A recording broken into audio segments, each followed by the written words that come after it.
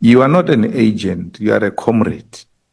You sit with comrades, you listen to what comrades say, and then you follow them around. Even that Kenya, you might find you were following someone around who's going on some work, and piecemeal, and then you bring it together, and then from there you go around extorting people. It's like, in a municipality, especially in small municipalities, someone hears that your company has been approved for a tender. Before they issue a letter, he comes to you, he says, I've spoken to those people, they are going to give you a tender, I need something.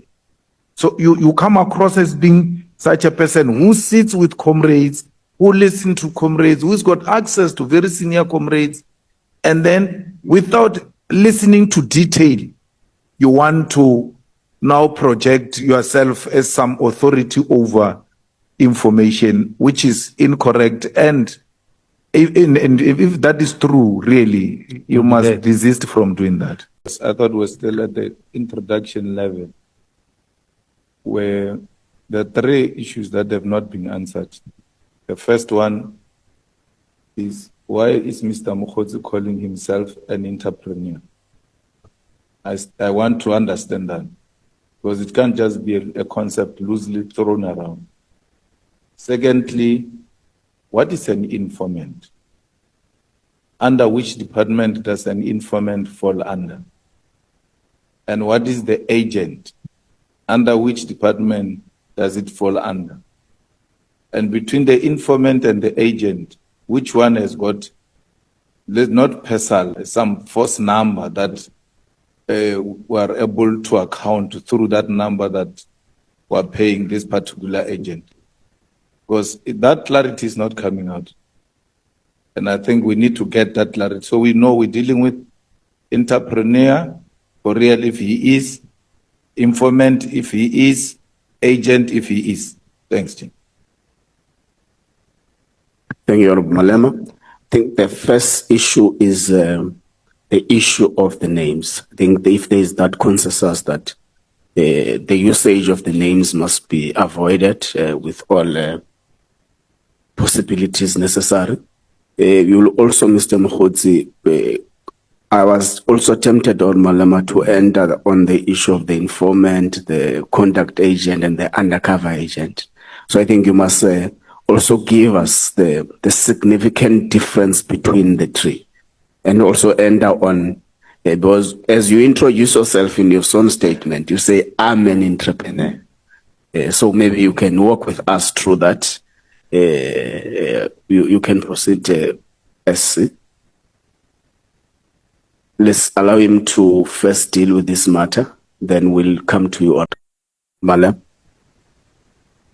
No, thanks, Chair. I'm just saying, with that understanding, we now know that, which you must comment, we now know that he hasn't financed that trip himself, as he was claiming before, that he paid it EFT from his own money, someone else paid, and we now know that he was not alone in that trip, he was with someone else, and the names shall be provided to the secretary of the committee. Is that the understanding? And that no, but I'm summarizing what you are saying. You refuse with the names. Yes. I'm not fussy on the names. Okay. I'm now saying the notable thing is we now have another person who financed the trip, and we have another person who's now part of the trip, which we didn't have before. Yeah, we should pay only 5,000. Yeah, that's fine, but we now know someone gave you 5,000. Now there's even amount. No, yeah, not to me. Yeah. I agree, he bought the ticket, and then he only spent 5,000. But Guy, money doesn't work like that. If I pay a ticket for you, I gave you money. Okay. Yes, you at the end of the day, you benefiting from that. You are a beneficiary of that ticket. So the money was spent on you.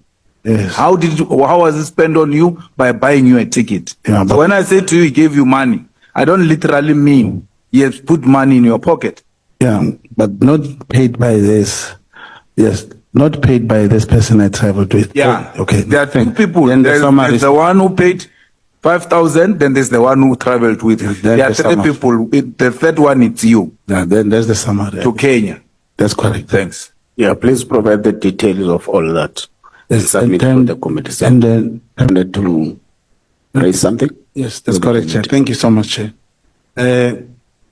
It's just a small concern from what happened previously in the committee.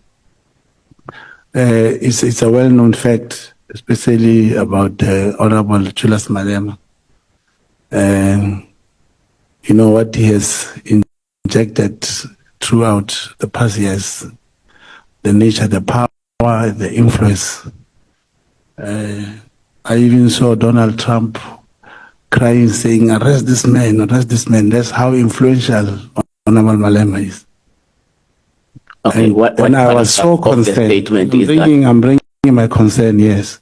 Now, imagine that power attached to Honorable Malema. You know, he spoke here and said, this Mokgotsi must come here. I shot at my car and I didn't want to open a case. Also that I'm claiming to be an agent. It's not only Honorable Malema, by the way, but I felt that this power, you know, it can crush me and I may not be seen. Again, I must come and appear here. And 3 weeks back, the same incident happened to that other guy who was shot at 16 times. And not even one bullet touched him. And nobody said he shot at himself. In his statement, he said, I didn't open the case. So I needed also to say I did open a case the following after that day. And they found some DNAs and they just need me to take out my DNA so that they can compare people who were involved in the car. The second one was the Where did you study matric? She doesn't mean necessarily the place. She means the institution. So you are saying you studied in Maike. Which institution, even if you're doing long distance, which institution did you write your long distance matric? Oh, that's correct. And like I said, at first I enrolled with them in college, and then with them I couldn't afford and write at the center, so I chose an Abet Center in the Rehon area to write my exam, but I did not pass. In which school? In 1 year. Okay. In Damelin College here in Brownfontein, there's a correspondence college there. In Damelin. That's correct. In Joburg. That's correct.